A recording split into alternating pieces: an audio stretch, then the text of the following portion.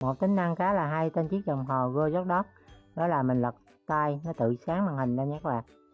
Và trên chiếc đồng hồ này mình sẽ có một số cái chức năng như sau, đó là mình có thể đo nhịp tim và chức năng đo oxy trong máu, kiểm tra chỉ số đường huyết và quản lý thời gian nghỉ ngơi của mình nha các bạn.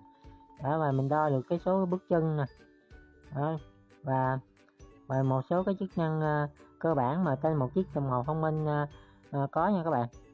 Màn hình AMOLED hiển thị sắc nét khi chúng ta quan sát ở ngoài trời. Giao diện của đồng hồ trực quan dễ sử dụng. Đồng hồ có chống nước IP68. Đồng hồ có nhiều kiểu hình nền cho mình lựa chọn tùy theo cái sở thích của mình. Đồng hồ Go-Dot FB039 mang phong cách trẻ trung cá tính năng động và là trợ lý sức khỏe đồng hành cùng với bạn.